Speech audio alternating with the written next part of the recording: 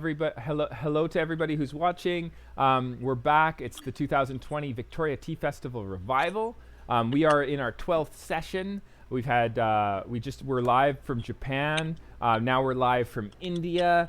We were live from Vancouver, Victoria. We've been live from Yunnan, China. We've been live from all over the world. Really exciting show today. I'm joined here with co-director of the Tea Festival, Ryan Moen. We also have some really exciting guests live from India, from the Doke Estate. We have Rajiv and Neha and Vivek. Really happy to have you guys. Welcome to the Victoria Tea Festival Revival. Thank you for coming on. Hello. Hello. Hi, guys. Awesome. So, Rajiv and Vivek. Hi, good afternoon. Do you guys want to maybe start out with just maybe explaining a little bit about like who you are and what role you play at the tea festival? Or sorry, not the tea festival. The role that you play at Doke Estate. I'll start. I'm Rajiv Lochan, and in 1998, that's almost about 25 years ago, we got an invitation from the government that they wanted to revive this area, which was very, very dry, and then the people were just running away from this area because they could not do the cultivation. Right. They used to go to Punjab. It was a very rich state agriculturally, and they used to work there for a pittance. Right. The government wanted to do the reversal of the human migration, and then they invited us to plant tea. Or rather, we said that we'll plant tea here. They facilitated, and it took long time. And now you can see the greenery all around. Oh wow. On my back, you can see 4 tea trees, which are only 25 years old. But for India, this is just like China's 1,000-year-old plants or 800 years old plant of Sichuan or of Yunnan or anywhere else.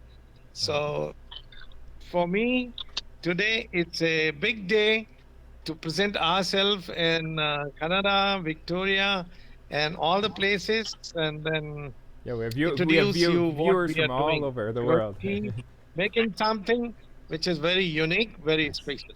Cool. Vivek to take over. Lovely. Okay, and what is the role that you play at the Doke Estate, Rajiv? Are you you're one of the owners? You are the owner. Do you do quality control? We had you on my show earlier in the year, but maybe you can tell our viewers, what you do at the Doke Estate, and then we could ask maybe Neha to speak up or Vivek after you can explain a little My bit. role here is basically of a What you call a pioneer. Okay. Yeah, like people who brought tea from China and they took it all over the world. Yeah. They went to Japan, they went to Korea, then they brought it to India. Certainly. So they were all pioneers. And then I brought tea to Bihar from Bengal. Lovely. And I didn't know that what will happen. We were all very worried that it is not going to survive or something bad will happen. But then we found that the new water which was coming from a all India river joining exercise, which was a mega event for India, Right. that they were joining all the rivers to distribute water for irrigation and for agriculture. So the water came to our place, and then the whole area became green. The temperature came down by about 5 degrees centigrade, and we had beautiful crop, and you can see today's green color all over the place. And then by an accident, we started making this tea, which we are making today, which almost tastes like maple. Maple is associated with your area of Canada. Yeah. Totally. Very, very sweet. Very smooth. Very, very sweet. We are very lucky that one way or other we are associated with Canada now because of the apple, or because of the maple taste in our tea. Yeah. And we have a guy from Canada, Phil Holman, who is in uh, on your eastern side, Okay. and Halifax, and he introduced Doke in Canada. That's long back when we just started, because we have been working together since beginning, and slowly, all over the world. It has gone to Australia, it has gone to Japan, it has gone to China, it has gone to Latin America, it's Hmm. all over the Europe. We're so happy, That's awesome. That must probably be one very, of the happiest very, very person in tea fulfilling. industry. We love what you do. We love what you do. Um, uh, uh, Thank you so much. Neha, you want to maybe let us know a little bit about what you do on the Doke Estate? It's lovely to hear from the pioneer, Rajiv. What is your role? What do you do at Doke? I mean, I understand you're all family as well, which is So pretty what cool. we I do at Doke is yeah. So what I do at Doke is we make handmade teas. Hmm. Like you can see right now, they're rolling some black fusion. Oh, So very that's cool. what I do. Is basically I sort of manage the tea garden, but then full time we have a manager here, and otherwise me and my mother we look into the production of tea leaves, of the green or the black or the white or Okay. the oolong. Very cool. Yeah. Okay, so you're managing the production. And maybe we can Yes. talk a little bit about that in a moment. But Vivek, what is your role at the Doke Estate? Hi. So I am mostly into the sales and the promotion part of it. Okay. Getting the teas to the right people, to the right places. I think introducing more and more people to Doak, to what we're doing here in Bihar. Hmm. A lot of people are not used to the fact, that tea. Even a lot of people in India don't know that tea comes from Bihar. Yes, I've heard So that. getting it to the right people, getting it to the right places, doing some promotion, all that kind of stuff. Letting people know, and I'm really, I mean, we've worked together for quite some time. Generally, Yes, we have. Vivek who I'm speaking with a lot of the time, and going back and forth. Last time we had you on my show, we were talking about the impacts of different types of water, and you went back and did some tests on it. That was really exciting. But Yep. it's so interesting, Yep. the imagery that you guys are showing right now. We're seeing water. We're seeing beautiful fields of tea. We're seeing structures. We're seeing people rolling tea. What a question for you, Neha. The tea leaves that were being rolled. Is this Yes. when you're managing this process? I've heard word that when you're managing it and you're smelling for certain aromatics, you're gonna Yes. want a particular like a green apple smell to kind of come into your nose, and that's going to be your notice that the tea is ready. And is what I've heard Yes. from certain people. What is it that you're looking? What is your telltale sign? When do you know that this, like, I have this small leaf talklie that you guys have. Uh, How do you know that it's so ready? what happens is for the weathering, I feel the tea leaves. I don't smell it. After the weathering, like there's a sort of it has to go like when I squeeze it in my hands. When I take a handful and I squeeze it in my hands, Mm-hmm. they don't break. So Okay. that is my sign that it's leathery enough and it's ready for rolling. Ready for rolling. Okay. And then yes, and for the rolling part, we sort of look for a little bit of juice to come out. Okay. Any season that happens, because in the spring it's really easy for the juice to come out from the leaves while rolling it, but in the autumn season, like right now it's nearing winter, Mm-hmm. and so it's going to be a little bit more difficult for the juice to come out. So you can see them rolling, and but the juice will not be there. It's going to Interesting. be in a very less quantity. Okay. Okay. For So the nose, I use my nose only for the drying part. right. The So the once end. it's like half dried or dried, yes, then I use my nose. Otherwise, it's more for me. It's more for the look and touch process for me, That's really fascinating. How because these people who are working with you, the folks you have working on your farm here, are they? How long does it take yes, for them to get to a place where you're happy with their work? Like, are these really experienced? Is this multiple years? Is it no, no, no, no. is it a pretty So simple? these have sorry, yes. Just I'm wondering how complex the system is for making tea. Is it possible for you to bring on people and they're with you for just a small amount of time, or is this a long-term a time investment, or how does that work? For us, it has no. These people have been plucking leaves for us for some of them have been plucking for us for a long time, Okay. but in the rolling part we started this year. Okay. So up till last year, it was me and my mother who was rolling it, and then they were rolling it under our guidance. Like we had them, but then we were always there. This year, what we started is we've asked the manager who's always there, so Mm-hmm. you can see him coming down. Okay. Yeah, so he's the one responsible this year for being they do the right thing. Yeah. Up till now, I was doing it. That must be a little bit scary. Was that I don't know about you, but when I have to It, leave something I've always been responsible for, it's quite an emotional challenge, or like a mental challenge. It's like, okay, I got to trust this person. yeah, I have to yeah, believe that this is going to be okay, right? And exactly, exactly. that So should. every evening when I receive the tea leaves, that's my only worry. Is it okay? Did they do it anything? Did they do anything wrong? And then also I get a call from them. Like, is everything okay? Did I do anything wrong? They're Yeah. also as worried as I am, I think.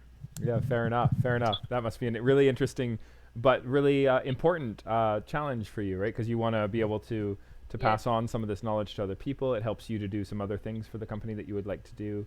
And your family, it's family run, right? yes, Like exactly. Vivek is your brother, I understand, and Rajiv is Yes, your father, he's and my younger brother. yeah, that's Yes, he's my awesome. father. Cool, and it's how and the Doke Estate. You guys, I know I asked you some of these questions before, and whoever wants to answer this question, but like Toklai, again, an interesting cultivar. But again, I remember working with you in the early years, and it was supposed to be about um, uh, white teas in the beginning, and then you made this switch, and I felt like, just from the outside looking in, that when you guys made this decision to go with what you call the Black Fusion, it was such a good decision. Like I think that it's producing what you guys have produced for this particular style is really exciting for me. Could be just the water that we have here. Ryan is brewing some up right now, I think, as we speak, or has brewed it already while we're talking, which is great. Drinking it. Yeah, you're drinking it. I'm also brewing it right now. I have a minute left in my extraction. But can you talk a little bit about choosing a tea for like a cultivar for white tea, but then making that pivot and deciding that your production would go in a different direction. Can you speak on that a little bit?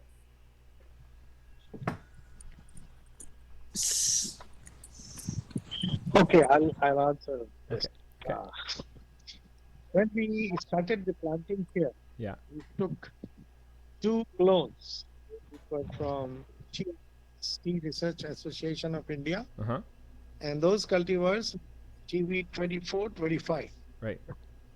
India introduced a series TV that's from Assam, some clone series from 1 to 31. And one after another, one succeeded, that was really taken up for plantation. Mm-hmm. That was 9, then it was 18, and after that was 21, and then 24, 25 were very successful, and then they went up to 31. But 31 was almost like what you call this purple tea, but it did not survive very well. So India has majority of the tea, which is 24, 25, Right. quite in quite good for the quantity, and then quite good for the quality. So we had maximum 24, 25, and then we got little bit of 23 also, which we put into the areas which were very prone to the drought, on the periphery from where the hot winds entered into our small tea farm. So 24 and 25 are our main two clones. And in the beginning of the year, every year, we harvest the small buds and then make the white teas. And after that, we start, when the leaf is little more, we start the other teas like the black fusion Mm-hmm. and the oolongs and green's little later. So one bush gives us all the four uh, varieties of teas: white, Mm-hmm. according to the quality of leaf which we harvest, and according to the seasons. Ah. And but very soon we are going to experiment with some more plants, like we are going to get tinali, which is a very long bud, Mm. and that the particular cultivar is from Assam only, from a garden called tinali, means three ways. Okay. So things like that we are going to introduce, and we will try some purple tea also, which are from 31. Some improved strains are coming up, which we want to experiment. And we are getting some new areas also, which we want to plant with these new cultivars. So this is Very interesting for the work. cultivars. Very interesting work. Because in Bihar, like you were saying, it's a Thank you region so much. that's not known for its tea, and to be doing these different selections in this area is fascinating. And Tinali is actually a cultivar that you've sourced from a different tea garden for us in the past, and we really enjoyed it where I work, or at the company I own, Jagasilk. But that was, yeah, it was really really delicious. It'd be exciting to see what the Bihar terroir does for the Tinali cultivar. That'll be really fun. Oh, that's really cool there. Neha, you want to talk a little Thank bit you about so what's going on there? This is So what's happening here is they've rolled. So what we do is we roll it and then we open it to see how much we've rolled it. Is it done or not done? right. So that's what they did. The first time they've rolled it and then they're opening it. They have to open all leaves so Okay. that they don't remain into balls, because what happens is during drying, then these balls will remain into balls.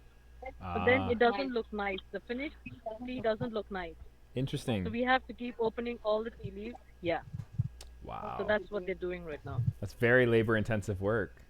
Um, Yes. so what does that kind of look like? What is that in terms of time? Like if I want 1 kilogram of product, how long does it take to unravel it?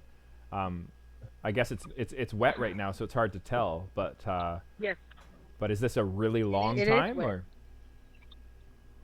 So for I think 1 kilo of tea, for made tea, we take about 1 to 1.5 hours of rolling. Wow, that's really interesting. Okay, yeah, really. Um, Yes. it must be really. You can see her rolling now. Must be really challenging to do this when monsoon season hits. Hey, I guess you have to kind of pull out of production for a little bit and kind of wait for the rains to Yes. end. Um, what? Yes. Because that's going to impact the harvest. It's going to kind of really wreck your the drying procedures, the rolling procedures. Everything's going to get impacted. Um, but maybe you. Also that, and also the fact that there is a lot of water content in the leaves during the rainy season. Of course. So when you taste the tea leaf, when you're doing the testing or when you're selling it, you get a lot of watery taste to it. Yeah. It's not as good as an autumn or a first flush. So, how often are you harvesting? One of our viewers wants to know how many times a year do you harvest? And you already answered their other question, which is what types of tea are you producing? Um, I think they were more interested in your withering percentage. So, like, are you withering before you do the kill green process? For your white teas, obviously, you want to keep it into the 10 to 20% region. But for your oolongs, maybe Yes. do you take it to 50% moisture loss for your oolongs and like closer to 80% for your black For the teas? black teas, yes, we go for 80%. Okay. And for the oolongs, again, as you said, 50%. For the greens, we don't wither it a long time. Right. What we do is we just pluck it and then I go for the kill green. Right. I don't Just immediately. wither Bam. my greens. And how are you killing the green these days? Is this like I think we talked a little bit about this on before, but you're parching, or are you steaming, or you said you used to boil, but Steaming. now you're doing I'm steaming it. Okay, so that's really No, interesting. yeah, we used to boil it, Uh-huh. but then the aftertaste was not good. Right.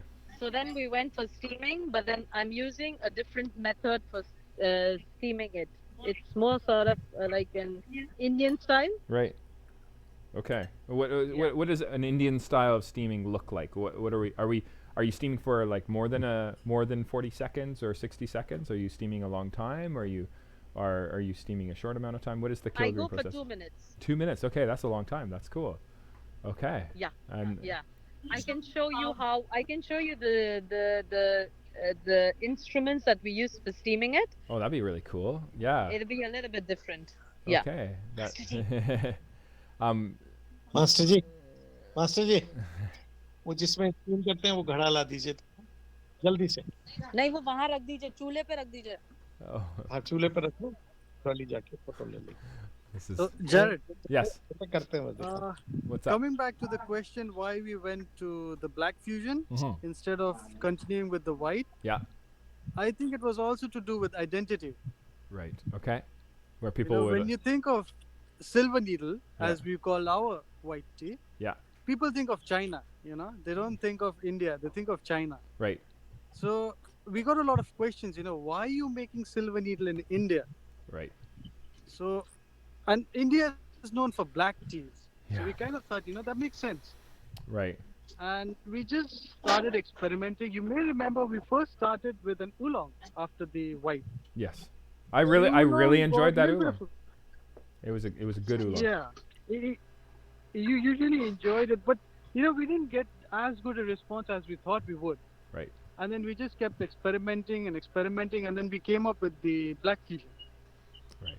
And that's know, that's I the one think that's been it was carrying it. it was also to do with identity. You know, to create something that people would automatically associate with Bihar.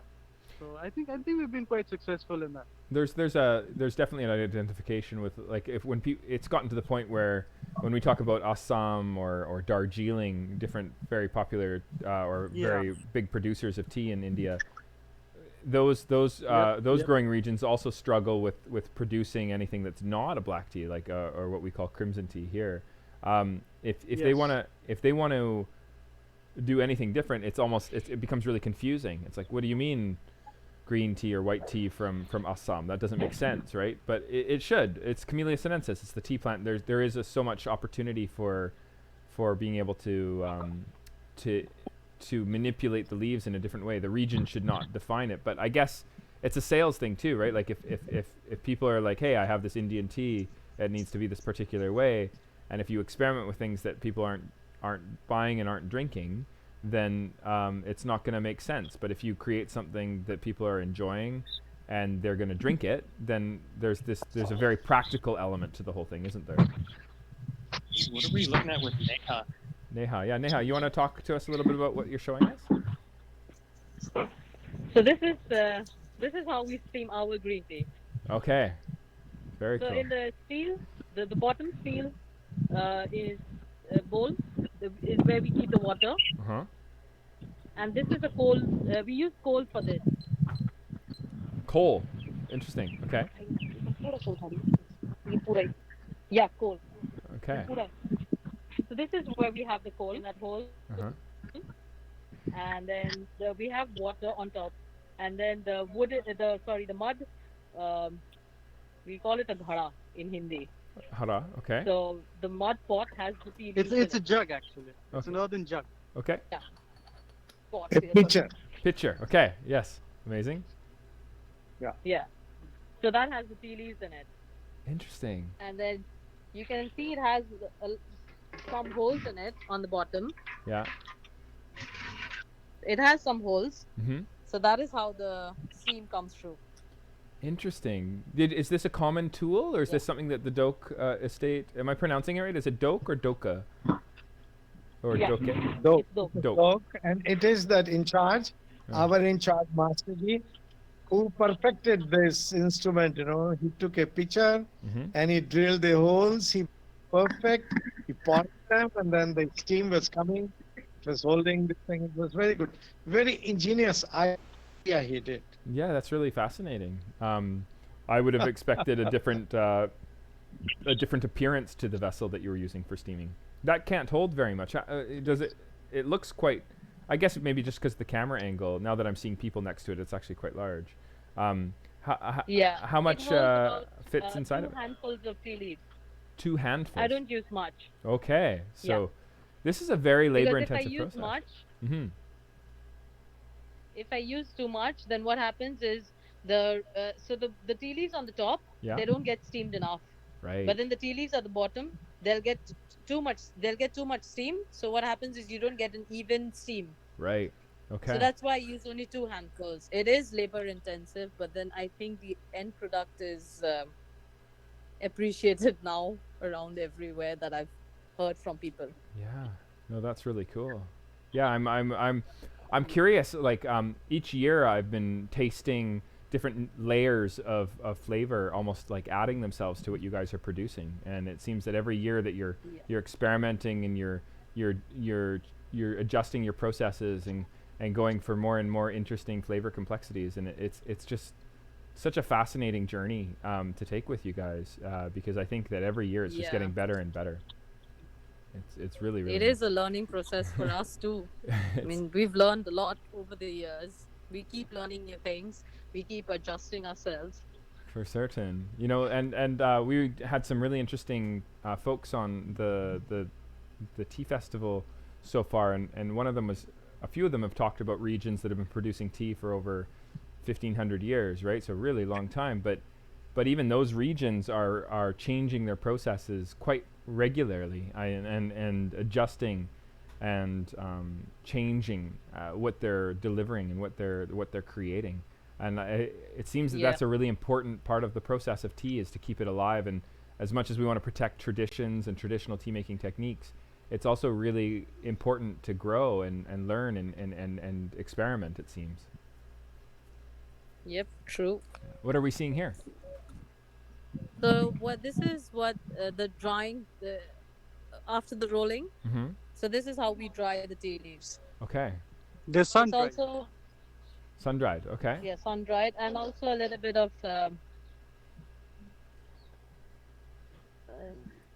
I forgot the word. That's all good. Sun-dry. Yeah. Withering? You're withering them? Is that the word? Fermenting. Yes, sorry, fermenting. Yes. Okay, yeah. Okay. Awesome. So it's the You can also call it oxidation. Yeah, Because yeah. these days, to be precise, people have started calling it oxidation. Previously, it used to be called fermentation. yeah. Basically, in fermentation, you need some living thing, which ferments. Yes. But we're talking about an enzymatic oxidation, to be But, particularly accurate. In fact, it is an oxidation. Yes, So they- exactly. Scientifically. Yeah. No, that makes Yeah, more yeah. sense, for certain.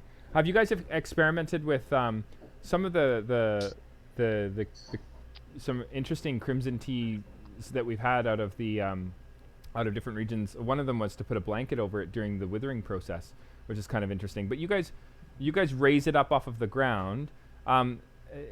There's a lot of people wither the leaves right on the ground on tarps and stuff. You guys are withering. I want to get this. Neha, can you speak just on the process? This of, is all. This is all for the ease of operation. Mm-hmm. Because if you keep it a little above the ground, Yeah. then the flow of air is far superior than keeping it on the ground. Right. Okay. So and then we have got a small river, so the flow of air is more than the normal plantation. Okay. So we found that the oxidation is much better this way. And my knowledge of Chinese production and of travel to so many areas all over China, Japan, and India, Yeah. and other growing areas, I experimented, and we are trying to improve the quality Mhm. in the cup. Do you- All the experimental results which you saw about the kill green, about the withering, about the rolling, Mhm. and other things. And this is a process that you guys have just been working on and perfecting. Is this? Do you shake? Yes. Do you shake them during the oxidation process? Do you speed up the enzymatic oxidation, or you kind of let nature do its work, or do We you, let nature. interesting? You move it. I see some movement happening. That's just like kind of creating that initial She's turning layer. the tea leaves. Oh, so she is turning it. Does this Yeah, happen? she's just turning. Yeah. Okay, so this happens midway through. So it's kind of a light adjustment to the leaves as they're oxidizing. Yes. That's really cool. Yes, yes, Okay. Interesting. Yeah, They must smell so beautiful, hey? Like when you get right in there and Yeah, yeah. so interesting to see that For people. the final drying, we take them home. You do. What is the finishing process look like? Like, do you guys use a like an oven style for doing the final dry, or do you just dry it until like this way until like how do you do that final? How do you get it down to 4% moisture? So we use hair dryers. You use which? Hair dryer. Hair dryers. Oh, that's awesome. That's cool. Okay. You know, a farm we visited in Japan uses a futon heater for one of their processes. It's like We use hair dryers and we use the heating bulbs. oh, very cool. Okay. No, that's awesome. That's really awesome. It's Cool. a little bit of the slow process, Uh-huh. but then the taste is a bit unique because of that, I think. Yeah, that's really So cool. what The development of flavor also is far superior when you dry teas slowly. Yeah, fair Instead enough. of quickly losing the moisture. And our end product moisture is never more than 3. It's between 2 and 3. Huh. If you check out some archive versions of our show that we're doing today, we actually experimented with cooking some tea. We were just cooking out on a frying pan in the kitchen, and then we had a Japanese horoku, which is like a ceramic cooker, and we were pan firing that with a mutual acquaintance. I know Vivek knows Pedro over at O5. We were Oh, yeah. we were firing some tea together, and Ryan was in his kitchen. He was cooking up some tea, and it was very apparent to me. Like, I knew that going into it, that my tea was going to be not very complex, but it was interesting just experimenting with a little bit of heat and just how much that does, but also just how quickly you can ruin the tea. Like, I can imagine if any of these steps that you're doing go wrong, suddenly you've lost quite a bit of labor and quite a bit of effort has been kind of flushed down the drain. What are some areas that you need to be careful of so that you don't damage the tea, so that you I can think protect all it? of them. You need to, yeah. You can't play with any of them. The withering has to be right. Otherwise, even if there's a little bit of too much of moisture in the tea leaves, then the leaves will break. Okay. So then you don't have very good. You don't have the look is not nice. Okay. There's a lot of breakage in the tea leaves. If the rolling is not proper, then when you're brewing it or when you're looking at the tea leaves, they'll be more open. So again, the look will not be nice.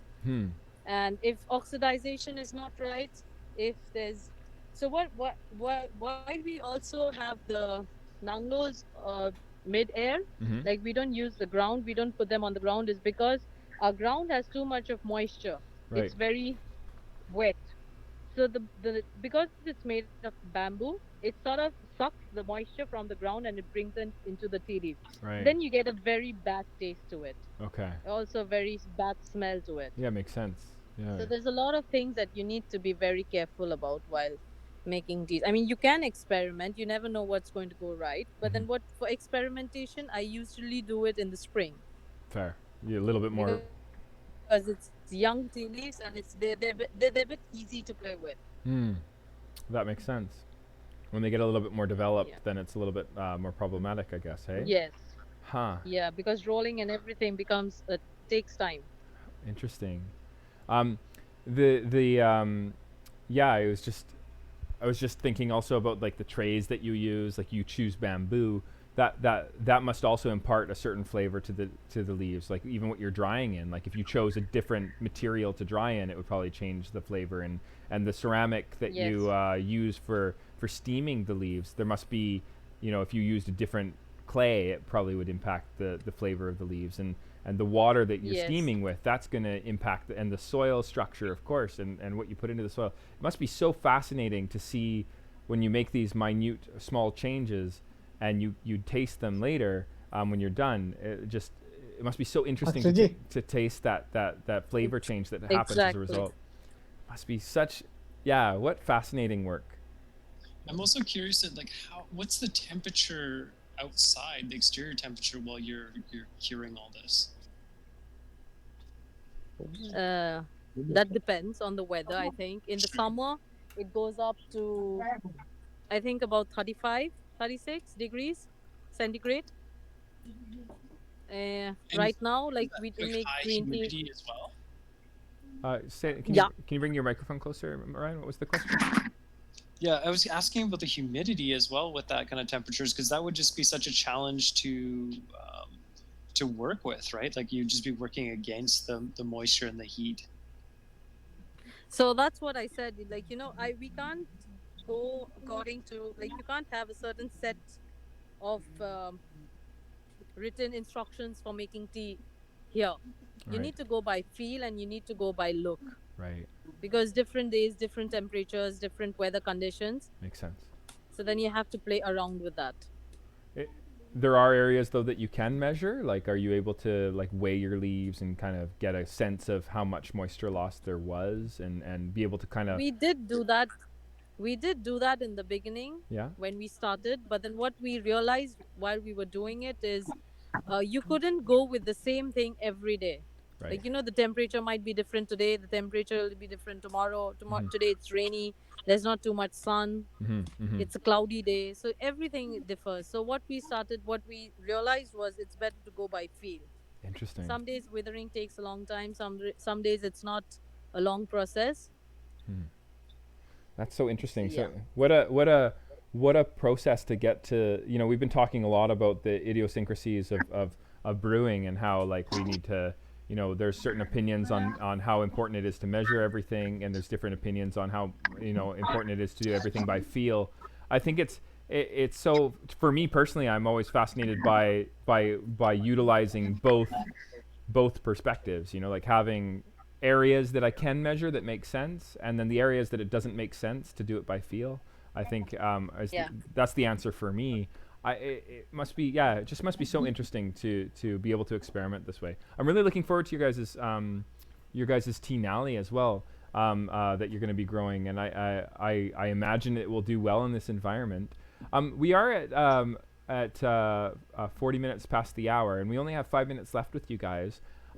Was there any more pieces to this conversation that on the Doke Estate that you wanted to, maybe you could talk on the rest of the production process, or is there any other pieces that you wanted our viewers to hear about what you guys do at Doke?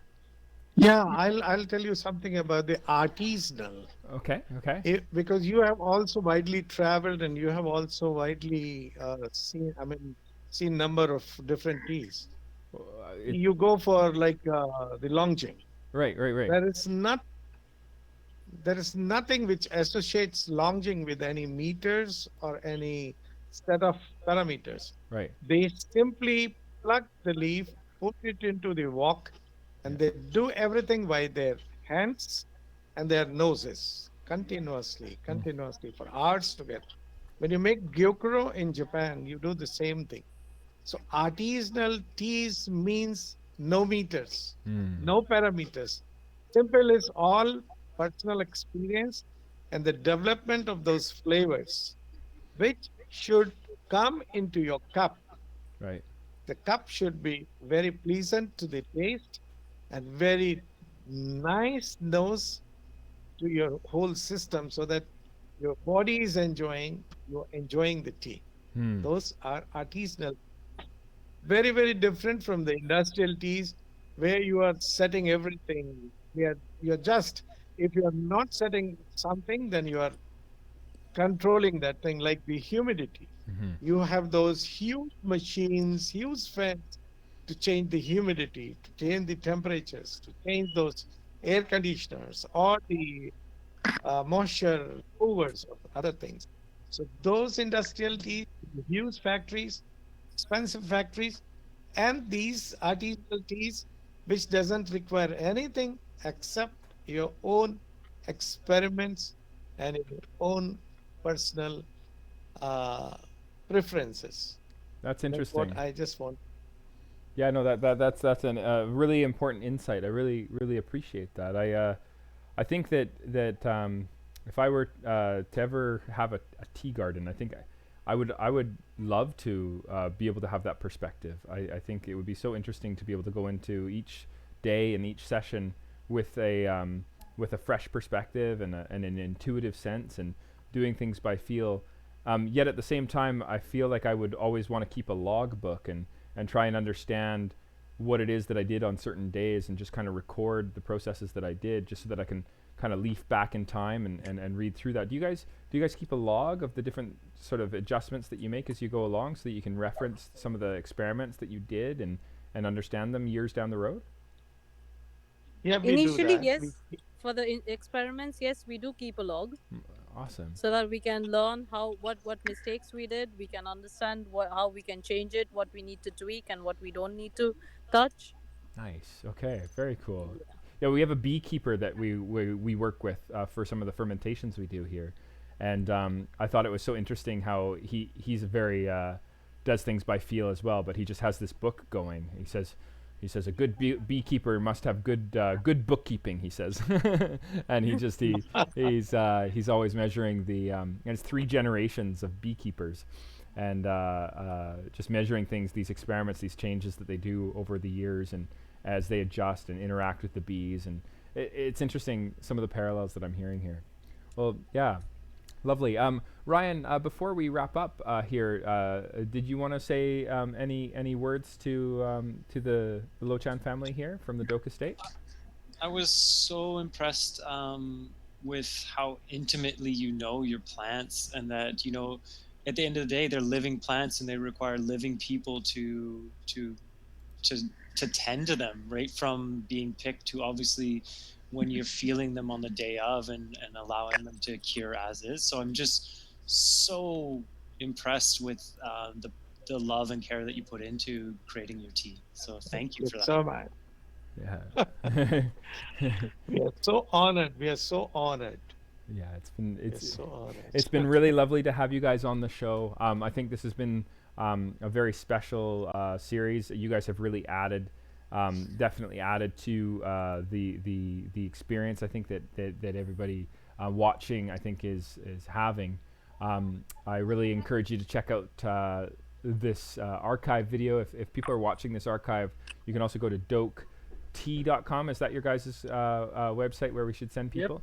Yep. Dokett.com. That's the correct one. Awesome. So if you want to go and check out what they're doing at Doke, there's some really interesting work that you guys are doing in the community that they can read up on your webpage there. And these videos are a really good reference for if people want to check out some of the plants and the work that you guys are doing. So again, huge appreciation. Vivek, really lovely, of course, to have you on as well.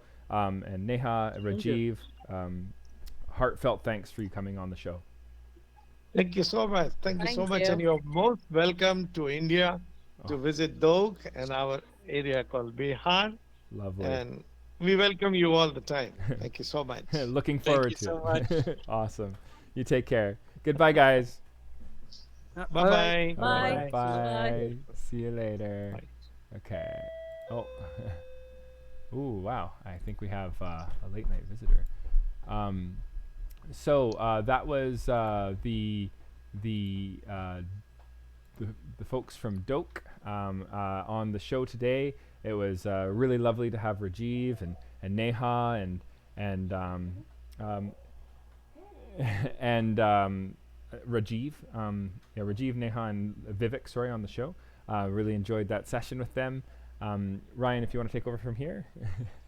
All right, perfect. I'm just making sure because we are reaching out to French Canada and Quebec with Charles Antoine from Les Samples, and they're going to let us know what let plants change you, gaining significance through relationships with plants. I don't think we could have a better kind of transition to that. All you have to do is hang in there for 14 minutes and we'll be right back. Seeing as it's all kind of happening in the 2 different Canadas, English Canada, French Canada, we should have a pretty quick turnaround at 2 a.m. our time, Pacific Standard Time. So if you can hold on, we'll see you then. So thank you. Lovely. Peace.